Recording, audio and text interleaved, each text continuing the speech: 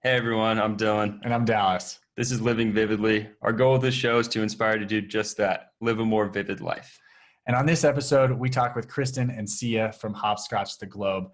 This is an awesome episode where we talk to them about going all in on your passion, creating a clear vision for your life, the importance of self-awareness, and surrounding yourself with friends who really fan your flame. Enjoy. Thanks for watching.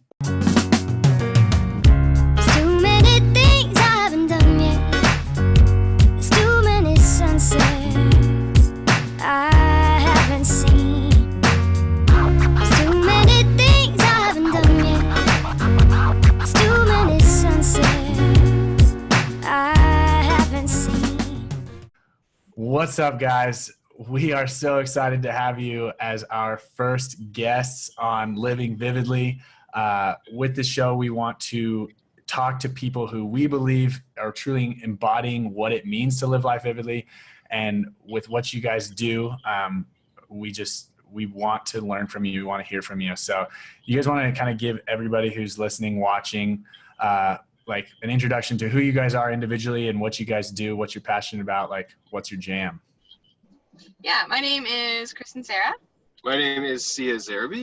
And we run a blog and YouTube channel called Hopscotch the Globe, and Instagram, Facebook, Twitter, all of the social media. Everything. But I guess brand Hopscotch the Globe. And I started the blog, or we started off blogging first, and that was about almost 8 years ago. I started it just for fun.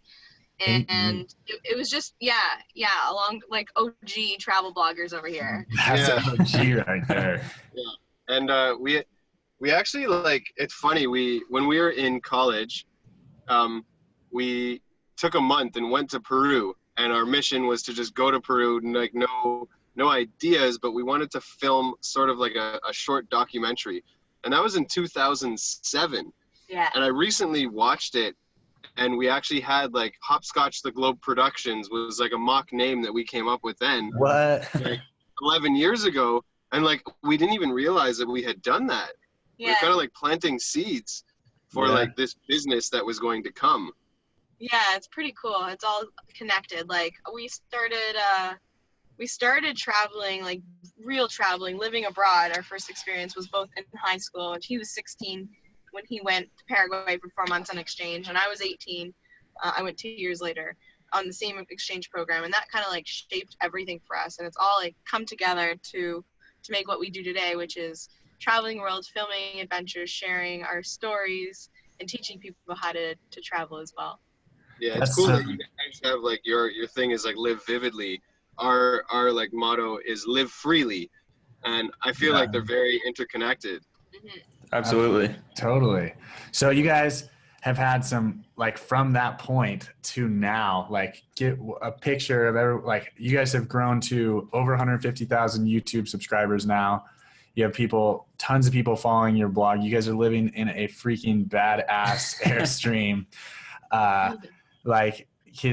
What's it like now? Like, give us a picture of like what life is kind of like for you guys now. It's exactly how we wanted it to be. We believe in like just doing exactly what we want.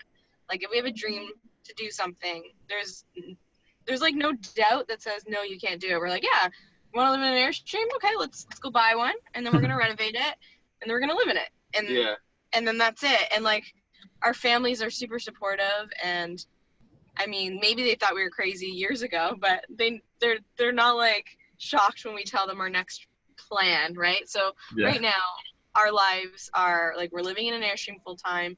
When we're not traveling internationally, we're currently based in California. We're from Canada, going to be based in back in Canada when it warms up a bit.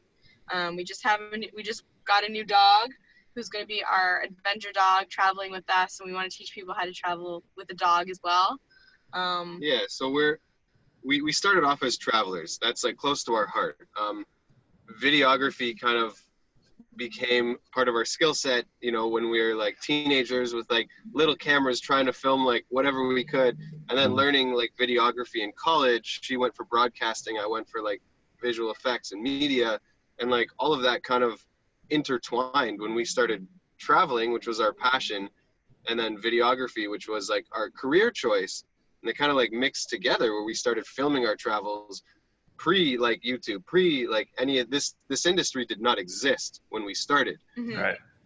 We just kind of started doing it, and then the industry was slowly created. Like this big wave of social media influencers like was on the rise, and we were lucky enough to catch that wave just by coincidence. It was out of like passion. Like because we started early when this all like travel blogging started to become a thing. Like at that time, like no one was making money off of it. Everyone was doing it for fun. So it's been cool to like ride the wave and like right from the beginning. And as things changed and more opportunities presented themselves, like we've been part of all of that, which has been really exciting. That's freaking, Yeah, that's awesome. That's awesome. Okay. Yeah. So now take us all the way back, like back where, like when you like when you came to the earth, where did you guys start up? Where are you from? Like, when was that? Like, give us a lowdown. Where did you grow up? And like, did you move around? Like give us the backstory. Okay. Well, I have like an interesting like history and heritage. My mother is Persian. She's from Iran. She came to Canada when she was 30 years old, couldn't speak a word of English. And she actually fell in love with her brother-in-law. So like her brother was already married to this like Jewish woman. So it was like a Muslim guy married this Jewish woman. She met this Jewish woman's brother and fell in love with him. And they got married. So I have a Jewish father and a Muslim mother. And like I was raised kind of with both like cultures in my life. The holidays, the foods, the religious aspects, everything was kind of like intertwined. So I was kind of born into a multicultural home. And to me, I thought that was normal. But to my friends, it was like, oh, this is so interesting. Everyone at school was all Christian. I was the only one who like celebrated Hanukkah. And it was just like a cool dynamic. And we both grew up outside of Toronto in a little city called Brampton. We actually grew up maybe like 2 kilometers or like 1 mile from each other, having never met. We even like realized we both took like Taekwondo. We like took martial arts at the same place, really? but like never talked. Yeah. Or maybe we did. I don't know. Maybe we're smart. Maybe beat me up. Apparently, like I teased him and his friend who I knew before him back when we were like 10 or something. But I don't remember doing that. Catcalling them or something. But yeah, so we both grew up in Brampton. How big is Brampton? How many people live there? When we were kids, it was like 150,000. I think now it's like 500,000. Yeah. Oh wow. Yeah. Okay. It's a great place to grow up. My upbringing, I was like involved in so many different sports and art and Taekwondo, my black belt. Like I did years of baseball and rap, and I was always doing something. Did I hear rap? Rap. No, I don't rap. I do not. Don't ask me to rap. I didn't know if you said rap. Right? I was born in Brampton, born and raised. Rap, baseball. Yeah, so I had a great childhood. Like I was always outside, always playing, always in nature, always. So were your parents like, was someone an athlete and someone an artist, or like what, like? Oh yeah, actually yeah. That's exactly how to describe her parents. Yeah. Yeah, my dad is obsessed with hockey. I never played hockey though, but he loves sports in general. Hockey's his favorite, and my mom is like an artist. Wow. Yeah. Okay. So they both like. You weren't like a mama's girl or a daddy's girl. You were just doing everything. Pretty much. It was great. Yeah, I really loved my childhood. I had really good friends who are still my best friends today. And yeah, I didn't really start traveling until I was old, like 18. Not older, but like 18. Mm-hmm. And then as soon as I started doing that, I kind of gave up baseball, gave up Taekwondo, and went full in traveling. But I also do theater as well, like musical theater and stuff. And that's always been a big part of my life. Yeah. Do you have any? Sorry, go ahead. I was just gonna say, do either of you have siblings? Yes, I have a sister who's 13 years older than me, and a brother who's 10 years older than me. So my sister is kind of like my second mom. Okay. Wow. Okay. Yeah, big difference. And I have 2 younger sisters. Okay, cool. And what do they think about you guys living in an Airstream and just around the world? They think it's awesome. Yeah, my mom and sister actually like flew to LA to stay with us this week. Yeah, they're in there right now. Oh, cool. Gotcha. Yeah, they love it. They love following our adventures and joining us. Like, my mom has traveled with us so many times, and she was just in Peru getting her yoga certification like a month ago. So, and then your parents travel all the time too. So, yeah, everyone's a traveler. So Yeah.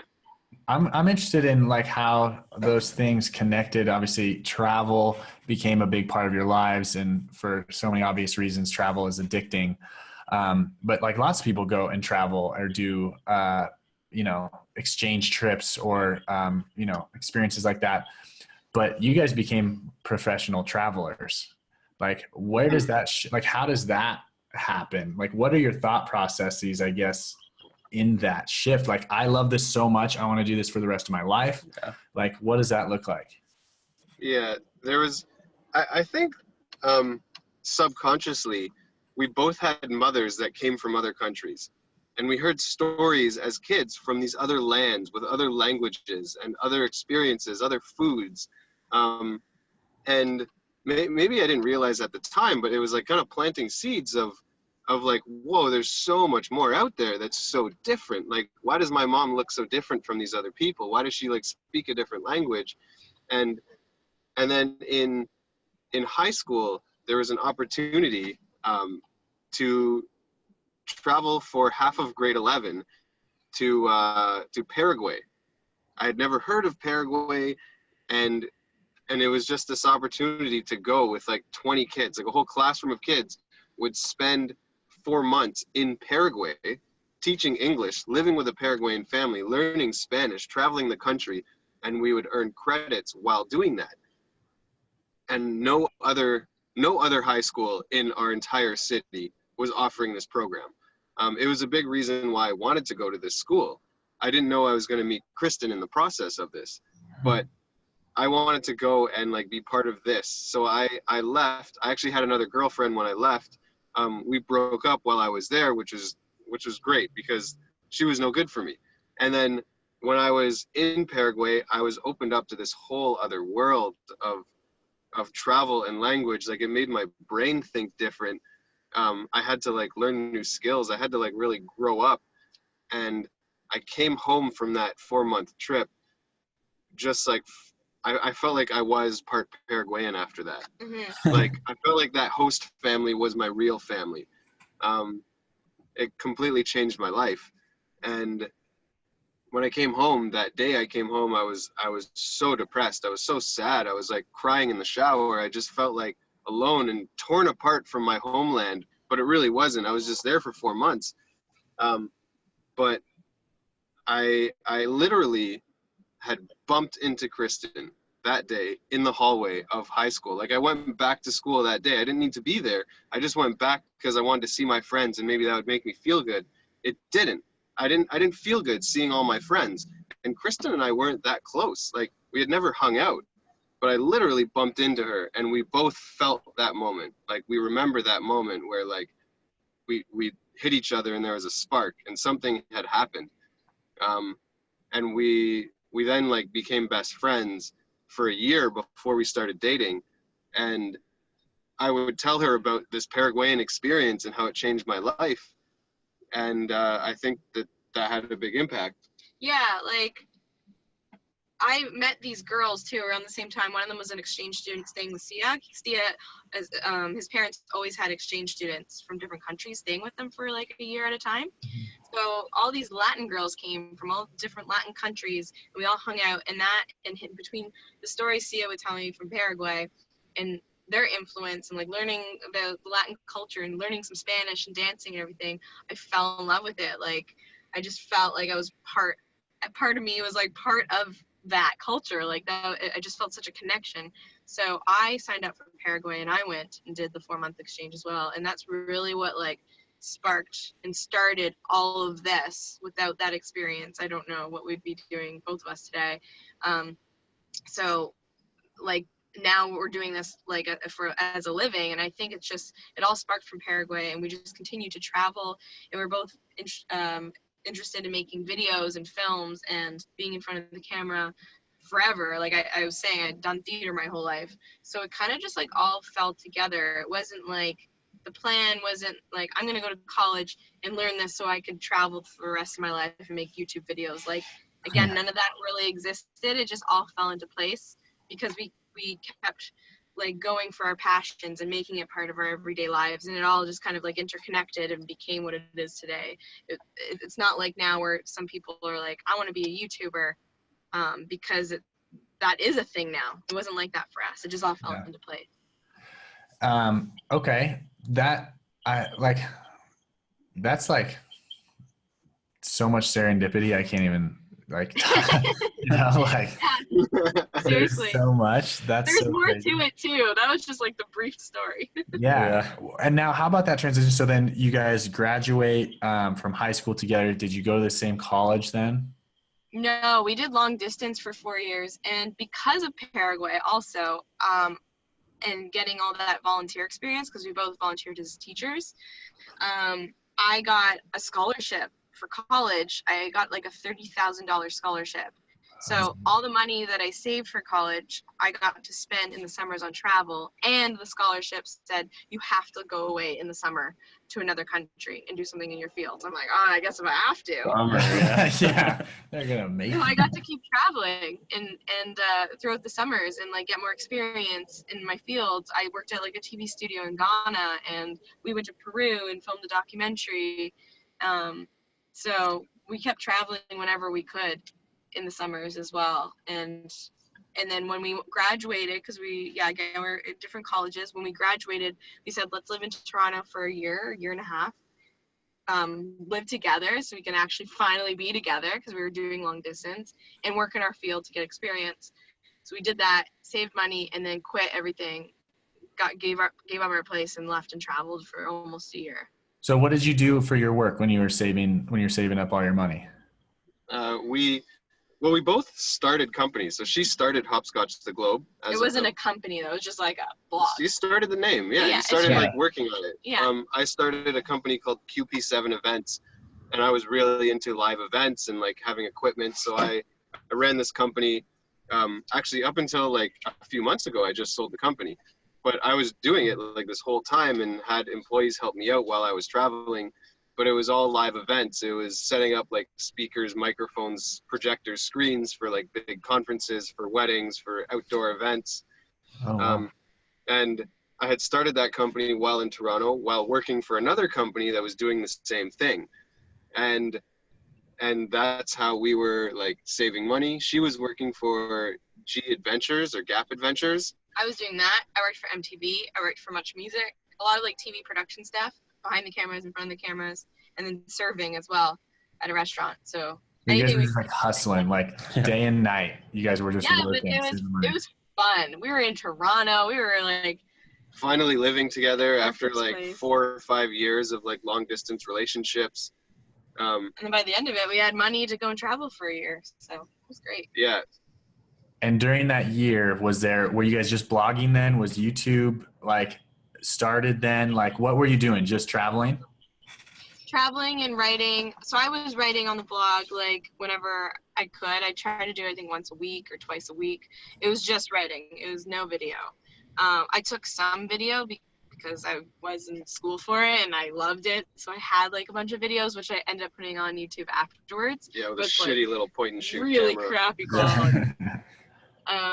But yeah, and taking photos and posting that. But like, yeah, because people started connecting that I didn't know, like with me, from all around the world, asking me questions about travel or telling me that I inspired them to quit their job to travel. I was like, this is super cool. Like other people are reading it besides my family.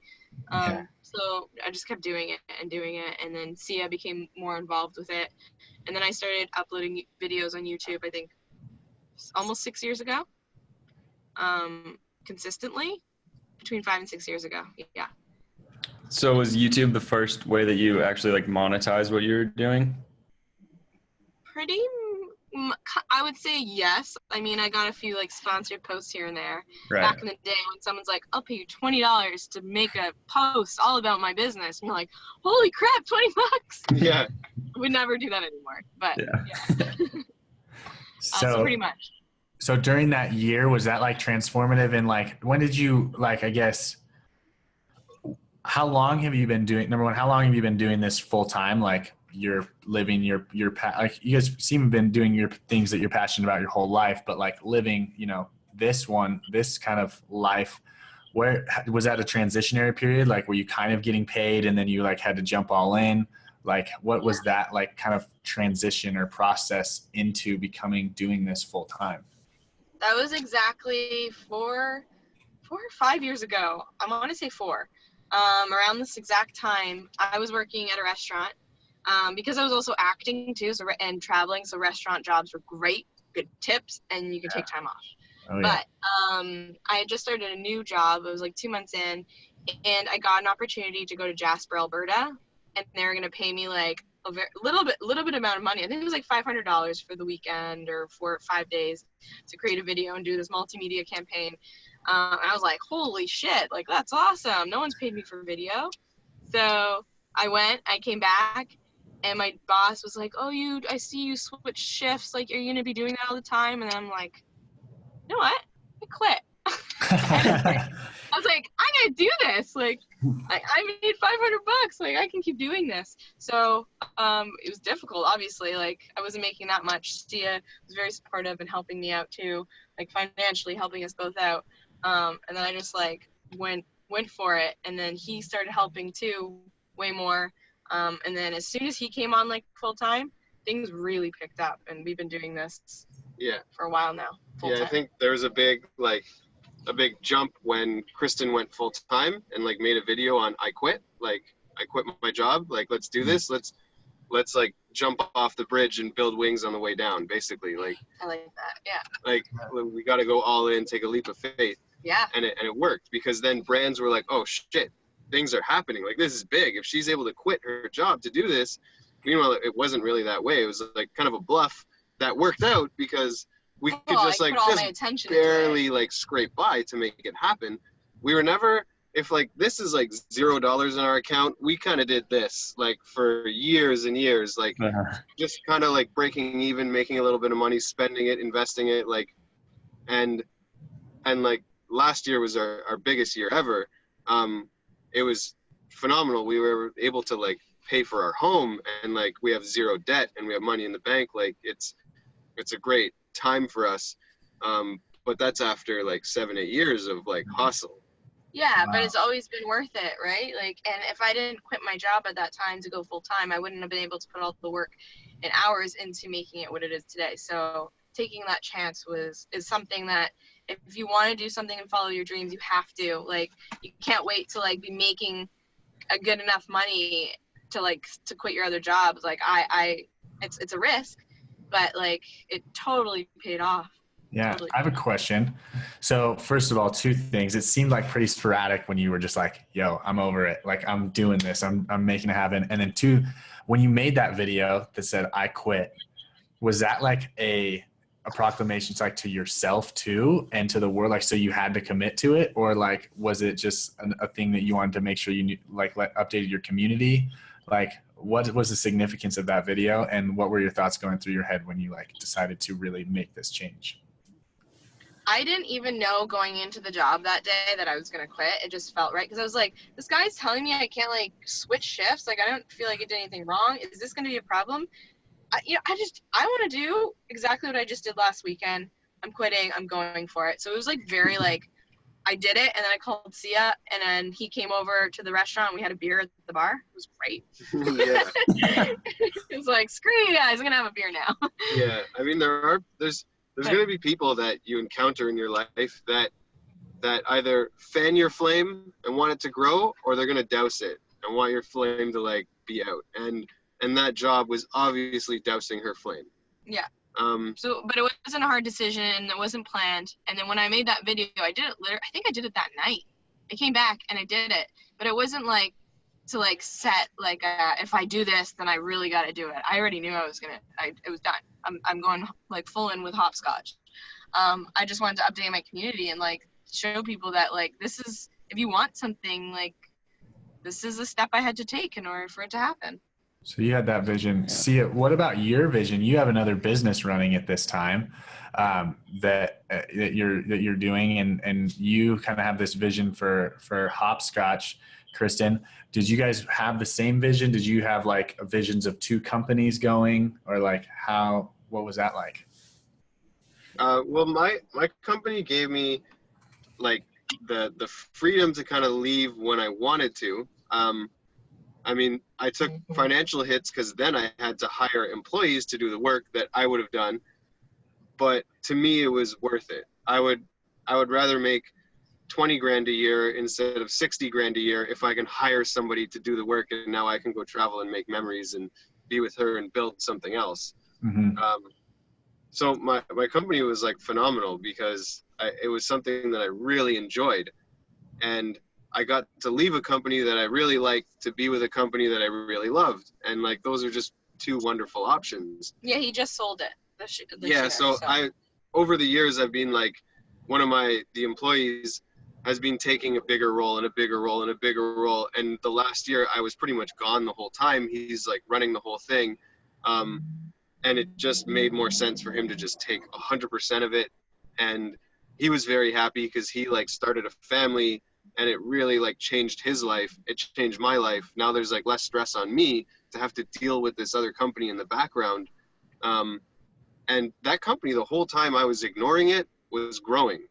And like partly because he was doing a lot of the work and he's great, but like it was still blooming and there was still like way more potential with it. But my heart wasn't there anymore because I see this whole other world. And that's like where my passion was.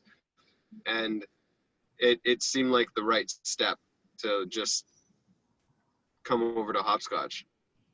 Cool. And that's when it really picked up too, because it's both of us, different dynamic. We have a great relationship and people love it, but we also are individuals and show that too, that it's not just like us as a couple, but we're separate as well, and we have individual personalities, and people love everything about that. And now that we have the dog too, there's just like so much people can relate to. It's a family now. It's a real family. Yeah, it really is. Yeah. That's awesome. So to kind of go back to when you're talking about the nice curve like this, when you're under that line, how did you stay motivated to like make sure you got back up on the other side when it felt like maybe, like, I know I felt this way, like it might be easier to just go get a job and kind of drop it. Yeah, I almost did that. Totally. Yeah. I remember like I was offered a big, well, not big. I was offered like maybe 65 grand a year, like this steady job that was going to like pay for all of our medical, was going to pay for everything. I mean, we're healthy, thankfully, but still like that like mental like freedom feels good. Like, oh, we're going to bank all this money every single month. Right. And I was really debating it. Like it was like the easier option, especially when you're not making like great money doing what we love. So what made you say no? What made you say like, it doesn't matter? The stability, I don't want it, right? There was just a pull. There was just a natural draw. Like, I think your subconscious knows what it wants, but the other side of the brain is like, hey, you know, financial freedom, be safe. Like, don't walk into that cave if you don't know what's in it. Like that animal instinct that wants to protect you wants to do that. But then that love, that art side of you, that passion, like really wants you to just follow your dreams and follow your heart. There's something inside of me, I don't know how to explain it, but that even if like I was in debt, and I had never been in debt before because of school and scholarships too, like I've always been fine and really good with saving, but even when I was in debt, I just like, there was nothing that crossed my mind that said, this isn't gonna work. Just like, I just never think that way. Like I think like, oh, if I want that, oh yeah, okay, I'll do it, I'll get it. But it's not like I'm just gonna get it. I know I have to work friggin' hard for it. And that's what I love. I love the work and the journey of it. I just, for anything, that never crosses my mind that it's going to fail. I don't know where it comes from. I don't Sure. know. It's That's just, really valuable. It's awesome. A lot of people, yeah. like myself, I have to kind of work to, tell myself it's going to work and just like have faith in that process. That's really cool that you kind of just had that in you from the beginning. That's pretty. It's specifically with like career stuff. Other things I have fear and doubt, but that's exactly what it is. It's just the fear and the doubt. When you get rid of that, or not so much get rid of it because it's always going to be there, but if you understand it and you're like, okay, cool, fear and doubt, you can hang out and like you make me feel a certain way, but I'm not going to let you own me. Like, then you can accomplish anything. Totally. Those feelings. I think those feelings are very good, and like we do have doubts, we do have like worries and scares, and I think those feelings are naturally in us to protect us, to have us think of outcomes that might not be in your favor. Mm-hmm. And I think that those are very valuable. Otherwise, you're ignorant and stupid, and you'll just jump off a cliff and not think anything's gonna happen to you. But like, no, like shit does happen, and it can hurt you. But to have those realizations, but not fear them, be like, oh, thank you, brain, for making me think of a problem that I might have not thought of naturally. But now that I know it, I'm gonna avoid it and like try and work my way around it. So many people get caught up in just those thoughts of like failure, and they get caught up in it. But really, those are weapons. Those are like, that's ammunition for success. Yeah. I like that a lot. Yeah, like when people tell us, "Oh, you got a dog," like that was a bad decision. You're not gonna be able to travel as much. We're like, "Yeah, we are." Like, watch. Like, you ever heard of Rover? People just say it, so I can be like, Listen "You want to to that. just watch and learn," you know? Yeah. So you guys obviously are like pretty in tune with your feelings and like your emotions and your thoughts and these things that you've kind of logically wrapped up. Have you learned this like in books from other like YouTube videos, like kind of learning about the brain and whatever? Like, is it all coming kind of naturally and things that you've learned over time, or do you learn about this stuff in your spare time to try to like just make yourselves better and grow as individuals? Great questions. For me personally, not this past year, but a couple years before that, I went through like a lot of like anxiety. All of a sudden, I had high anxiety, a little bit like depression feelings and stuff like that. And I really dug into where that comes from, and really started to like step back from my thoughts and like analyze them from an outsider, which is like super cool that us as humans can do that. Yeah. So I did that naturally, but it took a long time, over years, to like really understand and be okay. Like when I get down now or I feel anxious, whatever, I don't like say, oh no, like I can't feel this way, like I'm not supposed to feel this way. Like I'm like, okay, let's analyze this, like let's step back, let's look at it, where's it coming from? So I understand my brain a lot more and my feelings, and I feel way more comfortable in my head. And I think naturally that I just started, that's happened over years of practice and like analyzing, but also podcasts, like different blogs, like Googling things like how I'm feeling and seeing other people who are going through the same thing as me. Books as well, definitely books. Yeah, kind of like all over the place, but Google's really good because you can literally type in anything and it all pops up. You have all the answers. Yeah, I think generally we're very like happy, positive people, but we have struggled mentally and physically and in business and our relationship and everything. There's always struggles. But I think what we're very good at is talking about it and analyzing it. And if we get into a big argument that lasts 5 minutes, we're going to calm down and then talk about it for 2 hours. Be like, why did that happen? Like analyze it as if we're our own psychologists.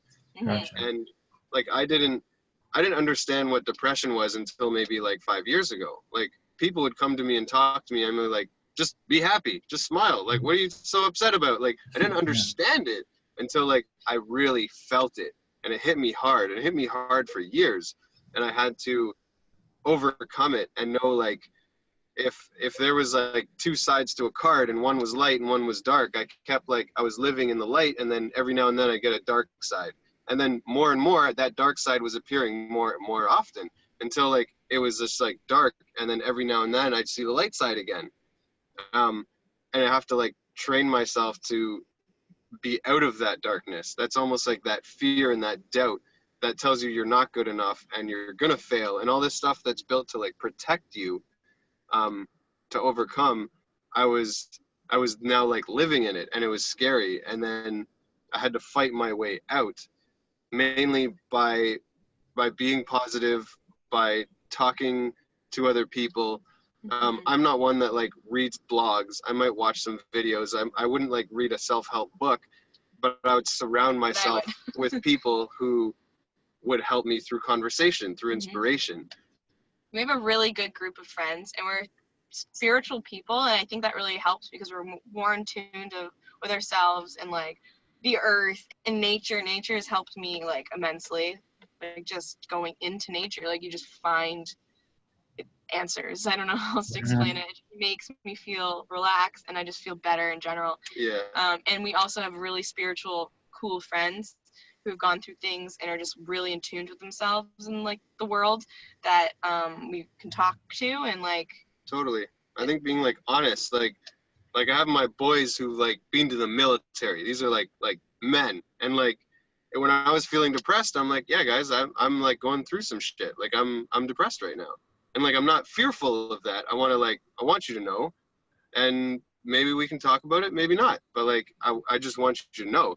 And I think like one of the most valuable pieces of information, one of my guy friends who I really looked up to told me is, you are the average of the 5 closest people around you. If you have 5 obese friends, chances are you're going to be a little overweight. If you have 5 friends really into yoga, chances are you're going to do some yoga classes. And surround yourself with those people that you like want to be like, and that really like pour gasoline on your flame. And throughout the years, we've left people behind because they were not fanning our flame. And that's so valuable. Like there is no such thing as a bad friend, because a friend isn't bad to you. That's just someone in your life that is negative, and you need to get rid of them. So once we did all of that, that's when I started to see more of the light side of the card. So it was like a mixture of everything. I know it was kind of all over the place, but like I think it's a lot of it is communication and like really tuning into yourself. And it can be scary. And a lot of people, and I felt like, I don't want to go there. I don't want to go there. It's too like, I don't know what's there, and it's freaking me out. But like you just got to. So are you like, when you're tuning into yourself, are you meditating? Are you praying? Are you just going for a walk and like really thinking? Are you doing all of the above? All of it. Spending time with yourself. All of it. Yeah. All of it. I would even just be doing everyday things, but really in my head, which I think was also like a little too much. But I think meditation, yoga is amazing. Has really helped me over the years. And just being in nature, going for walks. Yeah. Being active, running, sweating. Sort of combo. Yeah. I love it. Yeah. Yeah. So you guys obviously we're always learning, and we're learning new things about ourselves, and we're constantly creating this vision of, you know, what we want to do and where we want to be. And what do you guys have like visionable, I don't think that's a word, but you know, what are you looking to in the future? Like what's next? What's the next year, 2 years? I don't even put time on it, but just like what's kind of coming next? What are you trying to grow into? Our goal number 1 was to get the Airstream renovated. That's already done. Goal number 2 is to buy land and build a community. Yeah, we want to live with people. Yeah, we want to live with like-minded people, like a commune, like a hippie commune. There you go. Airstreams, like, or what kind of like just homes? Can anybody live there? Like, tiny houses. We want like-minded people, like-minded people who are on the same page as us. Everyone to have their own separate living space. I would love to like build tree houses and like communal areas, communal garden. But I love the phrase, it takes a village to raise a child. And like when we have children, like I want them to have a bunch of brothers and sisters, and I want a bunch of parents like raising them. Like I really believe in community, and in North America, a lot of people don't even know their neighbors. So, and in a lot of countries we've been to, the community is what it's all about, and family and friends. So that's what we want more of. Yeah. Where is this community gonna be located? You don't have to tell everybody, just in case they all try to go there. No. We're not too sure. We're actually looking at getting land in British Columbia. Okay. Beautiful. Because like the weather there is like phenomenal, and it's so beautiful, and like we're Canadians, so we love Canada. It's one of our favorite countries. And legally it'd be easier. Yeah. But yeah, that's like, we want like a retreat, a sanctuary, a place like we can build roots, a place where family and friends can come, have enough land to be creative, to build, to like thrive, and to be off grid. Like, our Airstream is like a little micro sanctuary for us that's kind of off grid, and that's like a little like idea of what our bigger dream is, to have solar panels, to have like a little greenhouse, to have like all this stuff where you're less reliant on outside sources. Wow, that would be awesome. I want to come to that. Yeah. Totally, man. I want there to be like a retreat too, like people can come and like Oh do yeah, different stuff. experience that. That's so rad. So moving directions slightly, our mission is to inspire people to live life to the fullest and help those in need along the way. Those in need could be, you know, your friend that needs some help, your family member. It could be people in a different country. It could be people that need food or water or whatever that means. What's you guys' like giving back? Like, what does that mean for you guys, and how does that play a role in your lives? I want, like I said last year, that this year I really want to give back just in general to help out different causes and people and animals specifically. I love animals. I am such an animal person, so I'd love to be able to like contribute to like causes that are protecting animals and protecting different species, specifically, but also people too, and anything really. Like I wanted to make the world a better place, so anytime I have a chance to do that, I want to make chances too. So I'm really open. I'm not like only this cause. Yeah, and it was a big like starting point to our like careers. And that documentary in Peru that we filmed, we flew to Peru with no like intention. Like, we had no idea what this documentary was going to be. We didn't even know how to like properly make a documentary. It ended up being really good though. Yeah, there was no angle to it. Like, we didn't know what we were filming. We just filmed everything. And it turns out like we spent an afternoon with a family. They were like so poor. Like, their house was made of rocks, and the mother, they had like 6 kids or something, and the youngest kid had like a birth defect and couldn't walk, and like the mother had to walk like 2 kilometers to go get water every day, and like maybe she would have some cabbage to boil, and like still she was trying to feed us. Like, you can't even feed your own kids, and you're like still trying to give. Kool-Aid powder. And they were working. Give us Kool-Aid powder. Right. And they were like really hustling, the parents, to like find work. And they were digging a trench to like build, to have like water brought to their community, not even to their house, just to like make some little extra cash so that there could be a pipeline maybe 1 kilometer away from their house. Mm-hmm. And I think they had saved for like 6 months, and they had saved $20. And we literally like reached into our pockets and just like handed them the money to bring water to their house. We had like, it was something like $60, $70, and we had it in our pockets, and like we're like, yeah, like take this, and that's exactly what they needed. And it was, yeah, we had just enough to like make up the difference of what they needed. Yeah, it was an amazing experience, and everyone was crying, and like our documentary ended up being about this experience. And also we had a Peruvian friend who was able to go back there later and actually take pictures of the pipeline and the family, and change their life. They had clean water finally. Yeah, so we got pictures and updates, and like we sold hundreds of copies of this documentary to give the money back to this family. So we ended up buying a bunch of like products and stuff and sending it to them, like school supplies. That's so cool.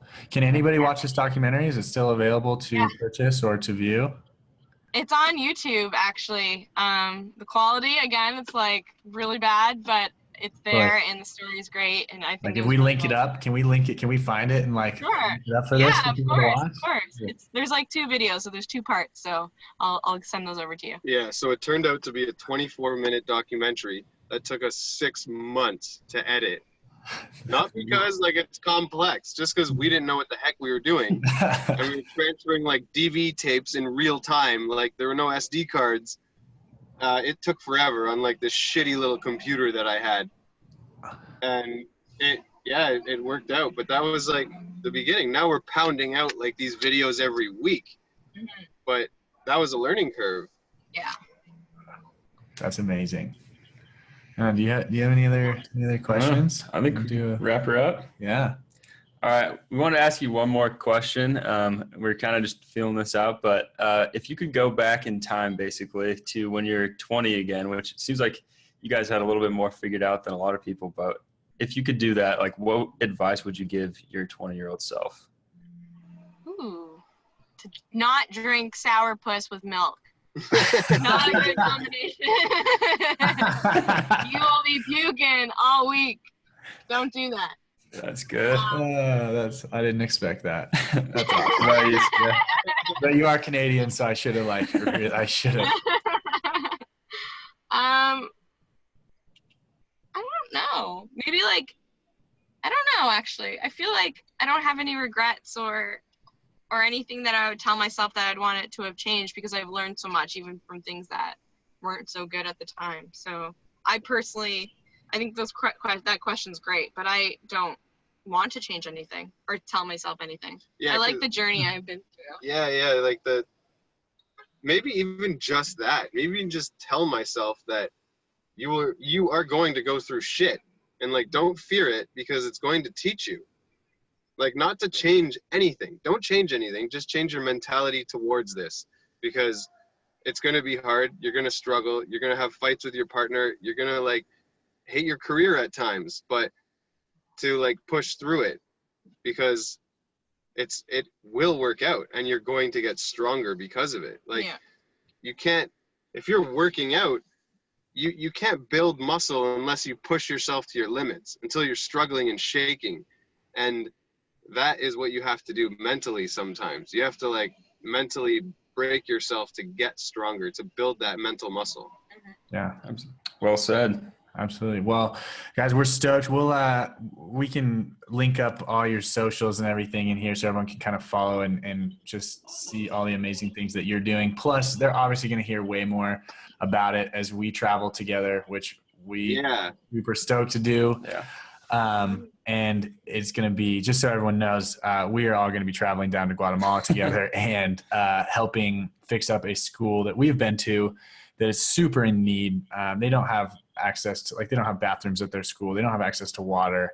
They don't have access to a lot. And so we're going to go down with a group of people and basically help change that. And so we're lucky enough to be partnered with Kristen and Siya to go make some impact and travel and just do some cool stuff together. So we're really excited, guys, to do that with you. Yeah. Us too. It's going to be great.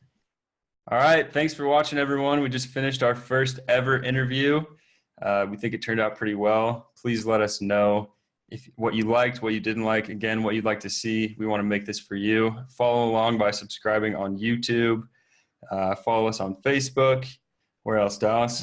You got us on SoundCloud as well. So if you like to listen, just do it. Comment right now. Tag someone who maybe could find value in this.